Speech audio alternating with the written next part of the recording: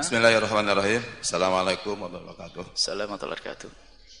Allah SWT Muhammad. Sallallahu alaihi wasallam. Yang saya hormati dan Allah muliakan, ada hal yang perlu tanya-tanyakan. Pertama yaitu bagaimana hukumnya ini di luar tema tadi. Di antaranya perempuan yang hamil di luar nikah. Di antaranya yang dihamilkan itu seorang perempuan. Gimana? Yang dihamilnya itu yang dikandungnya. Gimana? Perempuan. Lalu setelah dewasa dia menikah dengan laki-laki yang bersangkutan. Apakah laki tersebut sebagai suami bisa menjadi wali atau tidak? Menjadi wali? Ya, untuk yang perempuan yang dikandung itu. Yang dinikahi? Suaminya jadi wali? Ya, suaminya kan nikah dengan yang bersangkutan. Baik. Ya. Lalu yang dikandungnya itu perempuan. Anaknya perempuan. Sesudah dewasa. Saya paham. Apakah si suami itu bisa menjadi wali atau tidak? Ya, ada beberapa paham kata tidak bisa. Yang keduanya masih itu juga. Andai kata laki-laki yang dikandungnya, yang dikandung itu laki-laki di luar nikah, lalu punya adik, bapaknya meninggal, apakah kakaknya itu bisa jadi wali tidak? Baik. Terima kasih. Assalamualaikum warahmatullahi wabarakatuh. Assalamualaikum warahmatullahi wabarakatuh. Pertanyaan ini mungkin sudah yang keberapa puluh ibu mendengar jawabannya para bapak. Jadi tidak apa-apa diulang ya. Karena beliau mungkin baru hadir majelis saat ini. Ini sering sekali dihadirkan pertanyaan ini. Sekaligus kita kasih petuah-petuah. Bukan kita menjawab masalah fikihnya. Fikihnya pertanyaannya sangat mudah. Akan tapi biasa kami akan selalu beri pesan bahwasanya kalau kita menemukan orang yang semacam itu, langkah pertama dan utama adalah mengajari dia untuk tobat. Mengajari wanita yang berzina untuk tobat. Yang kedua, mengajari dia untuk bisa menutup aibnya, dan kita pun harus menutup aibnya. Jangan sampai orang tahu kalau dia pernah berzina. Sebab kalau ada orang sudah putus asa, diketahui dia berzina, sangat mudah untuk melakukan zina, dan itu mengotori kampung. Dan itu tanda tidak diampuni oleh Allah. Kalau kita ketemu orang tersebut, kita dudukkan, tutup aib, gak usah diceritakan ke siapapun. Ini yang pertama dan utama. Dan jangan sekali-kali kita menceritakan tentang perzinaan seseorang. Awas, hati-hati. Man tatabba'a aurata akhi tatabba'a auratah. Kalau kita membongkar aibnya orang, Allah akan bongkar aib kita. Dan akan diuji dengan musibah yang sama. Hati-hati. Jangan biasa bicarakan tentang perzinaan seseorang. Akan tapi kalau kita menemukan orang seperti itu, yuk kita tolong. Kalau perlu kita keluar duit banyak untuk menyelamatkan dia agar dia tetap terhormat. Bagaimana caranya? Mungkin kita ungsikan, kita alihkan. Tidak punya duit, dia orang melarat. Saya akan biayai demi kehormatan dia. Istimewa itu orang. Sehingga di kampung itu tidak ada orang yang biasa mendengar tentang perzinaan. Sebab kalau sudah perzinaan di kampung sudah biasa, kemarin ada zina di sana, besok nyusul terus. Karena apa? Zina sudah dianggap biasa. Kemaksiatan sudah dianggap biasa, musibah akan diturunkan oleh Allah. Naudzubillah. Jadi seperti itu kasusnya. Kemudian kalau betul menemukan ada orang hamil luar nikah, apakah dia harus menikah dengan orang yang menghamilinya? Belum tentu. Bahkan bisa jadi jangan, wong yang menghamili adalah penjahat, pemabuk, tidak sholat, segala macam. Ini adalah kesalahpahaman sebagian orang tua. Kalau sudah anaknya hamil luar nikah, itu kalimat, kau yang berbuat, kau yang bertanggung jawab. Ini orang tua gila.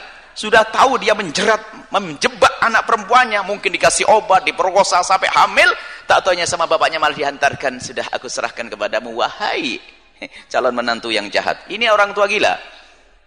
Akan tapi, kalau memang menemukan orang yang hamil luar nikah, bisa saja dipisahkan. Karena apa? Bertemunya orang baik, orang tidak baik dengan tidak baik akan kompromi dalam ketidakbaikan. Lebih baik dipisahkan saja, dijauhkan. Yang laki-laki semoga mendapatkan wanita yang solehah, dan laki-laki ini pun diajari agar bisa menutup aib dirinya sendiri, merasa malu, tobat kepada Allah. Dan wanita bisa diasingkan ke tempat yang lain dengan cara yang macam-macam. Mungkin dianggap suaminya meninggal atau mudah.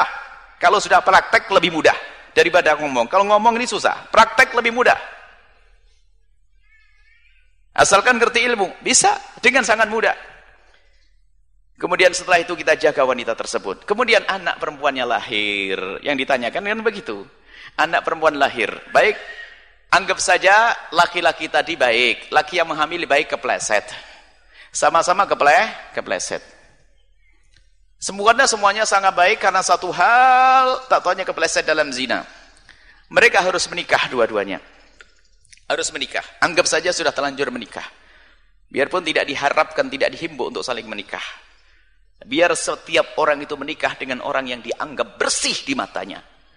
Seorang pezina, kalau ada seorang pezina melihat pasangannya seorang yang soleh, tidak pernah urusan dengan zina, dia akan terbawa kepada kebaikannya. Tapi biarpun seorang itu berzina, melihat istrinya pernah berzina, akan dibawa oleh bayang-bayang. Jangan-jangan.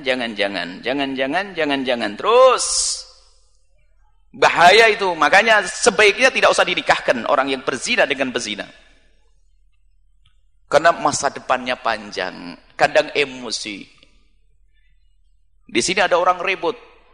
Ada orang ribut masuk ke kamar pakai sepatu lagi ke dalam. Waduh, ini kayaknya marah beneran. Caci maki, kamu sudah dulu sebelum saya nikahi kamu gitu. Kamu juga. Waduh, habis di depan saya. Ini gara-gara tahu pasangannya dizinai, memang hamil. Memang nikahnya hamil dulu. Rupanya pas sebelum aku hamil kamu sudah dengan laki-laki kok. Waduh, habislah. Caci maki habis-habisan. Kita punya tugas untuk mendidik umat, mendidik saudara kita, mendidik kerabat kita, mendidik orang yang bermaksiat sekalipun. Bukan yang didik santri yang baik-baik saja, tidak. Umat Nabi Muhammad semuanya harus kita sentuh. Baik, kemudian anggap saja tiba-tiba laki itu menikahinya. Baik atau tidak baik, terjadi pernikahan. Masalah tidak dianjurkan untuk menikah itu sudah jelas. Akan tapi kok tiba-tiba menikah.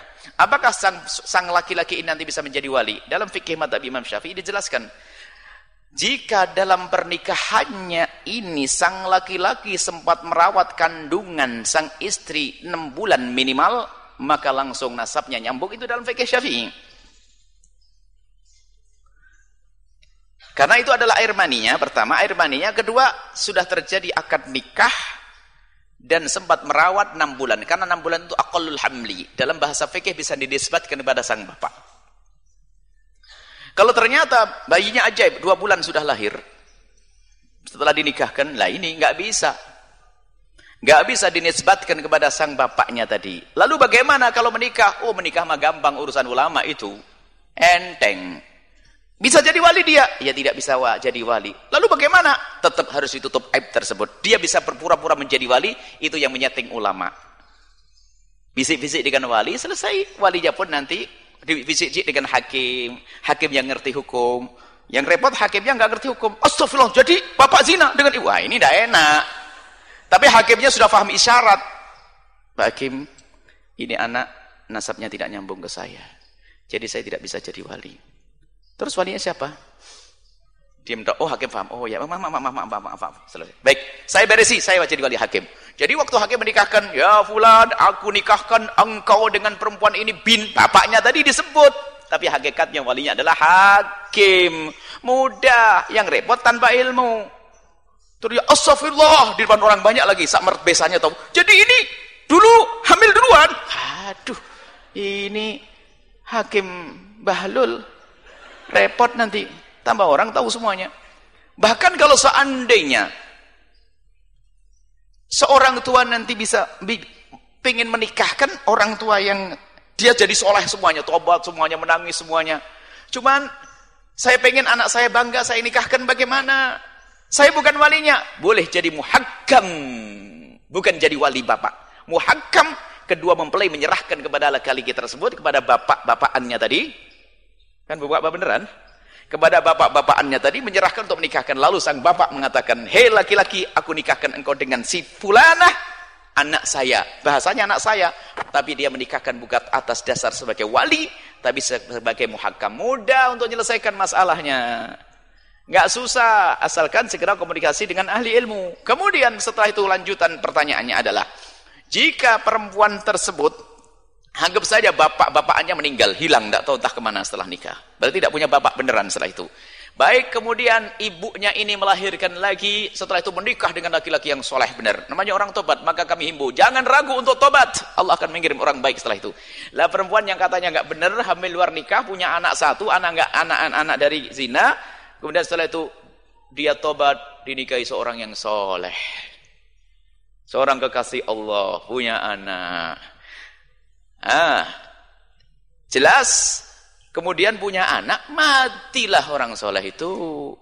Berarti anaknya, anggap saja hidup. Kemudian anaknya laki-laki. Laki-laki tumbuh besar, jadi ustadz, alim, fadil. Apakah bisa dia menjadi wali untuk adiknya, untuk kakaknya? Jawabnya tidak. Sebab wali tidak dari sebelah ibu, tapi dari saudara, dari bapak atau saudara sekandung. Jadi urutan wali, tadi Madam belajar, urutan wali itu adalah bapak lalu kakek. Kemudian saudara sekandung, saudara seayah, anak saudara sekandung, anak saudara seayah, baru naik ke paman. Kemudian paman sekandung, paman seayah, anak paman sekandung, anak paman seayah, dan begitu seterusnya. Jadi anak seibu tidak bisa jadi wali. Lalu nikahnya bagaimana? Balik lagi, gampang nikah, bawa ke sini saya nikahkan nanti. Urusan nikah nggak susah, aman semuanya. Ini permasalahannya adalah kadang sesuatu menjadi dipersulit karena ketidakmengertian. Tapi yang paling kami tekankan adalah membiasakan kita untuk menutup aibnya orang lain. Semoga Allah menutup aib kita, menjauhkan kita dari aib. Yang punya aib semoga ditutup oleh Allah, diampuni oleh Allah. Wallahu a'lam bissawab.